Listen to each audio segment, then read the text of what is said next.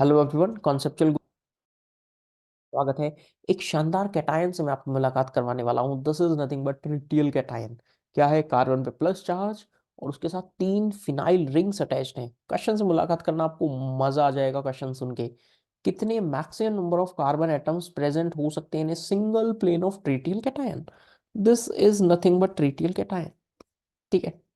यदि मैं आपके सामने कुछ ऑप्शंस रख दूं कि कितने कार्बन एटम्स प्लेन में हो सकते हैं, तो क्या एक ऑप्शन आपके सामने 19 हो सकता है क्या? एक ऑप्शन 7 हो सकता है क्या? और एक ऑप्शन लेट से 13 लिख देता हूं, और एक ऑप्शन लेट से नन ऑफ दीज लिख देता हूं। सोचते हैं क्या आंसर हो सकता है। बहुत स्ट्रेट फॉरवर्ड तरीके से सोचूं, बहुत स्ट्रेट फॉरवर्ड तरीके से सोचूं, तो क्या एकदम जो नॉर्मल अप्रोच माइंड में आएगा वो कुछ ये आएगा क्या? हम्म, सुंदर डायग्राम बनाना पड़ेगा, ऐसे नहीं। चलो बनाते हैं, कोई नहीं।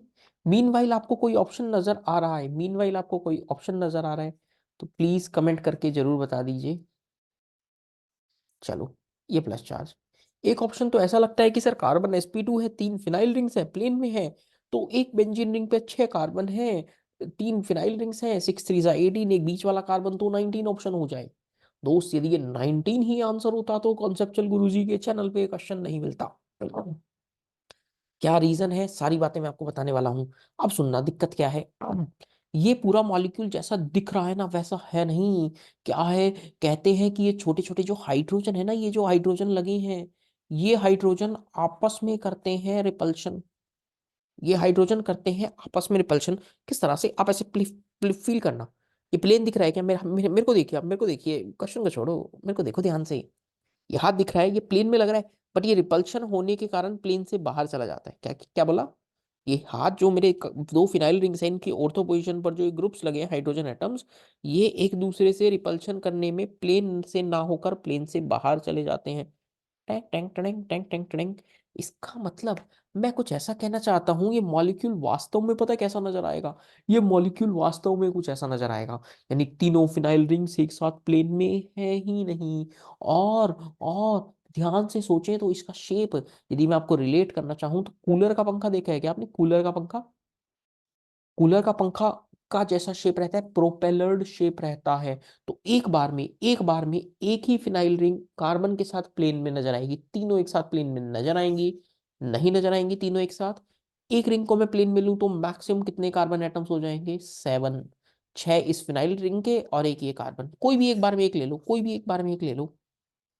इसका मतलब दोस्त, इसका जो करेक्ट आंसर होगा दैट वुड बी 7। अब ये बात कहाँ लिखी है सर? आपको कैसे पता? बता देता हूँ, मैं सारी बातें बता देता हूँ। कि बुक बहुत बहुत नामी गिरामी ऑर्गेनिक की बुक है दोस्त। बहुत नामी गिरामी ऑर्गेनिक की बुक है, जेरी मार्च। उसमें लिखा है ये बात, मैं वहीं का स्क्रीनशॉट आपके साथ शेयर कर रहा हूँ। Triaryl methyl cation are propellered shape, cooler के पंखे जैसा शेप है।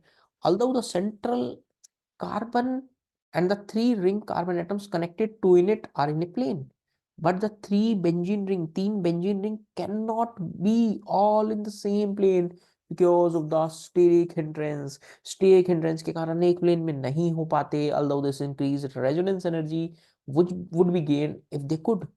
यानी कि पॉइंट यह है कि एक बार में तीनों प्लेन में नहीं आ पाएंगे। और ये पिक्चर भी मैंने जेरी मार्च बुक से ही लिया है।